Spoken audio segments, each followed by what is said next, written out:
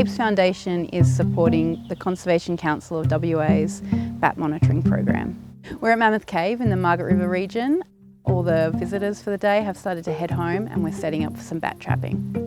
We want to work out whether the bats here are breeding, trying to work out whether we have any breeding colonies, and if we do, what species, and also collecting echolocation reference calls as well, so we can have a better reference library that will really enhance our acoustic surveys.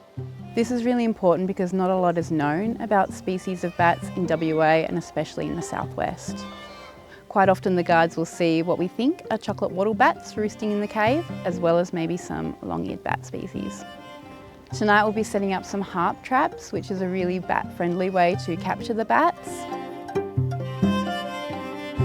We'll then process the bats, we'll take lots of different measurements from the bats, ID the bats, and then we'll release the bats. As we release them, we'll take echolocation reference calls. We use special ultrasonic bat detectors. So we'll pick up the bats' echolocation calls and their social calls, and we'll be able to work out from these echolocation calls what species we have present in an area.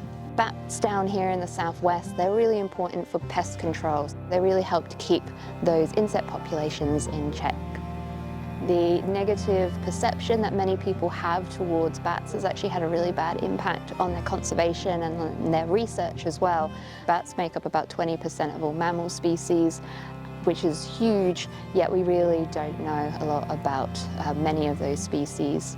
Other threats would be habitat loss, drought, climate change would be having a huge impact on our bats too.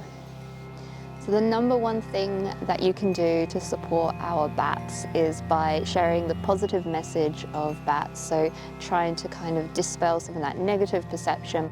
You can get involved in a citizen science project, start to record the bats that you hear and see in an area. If you're aware of a bat roost, then you can get in contact with us and let us know, and we can record it, and that will help us learn about the bats and help us to provide artificial roosts to replace some of that habitat that's been lost.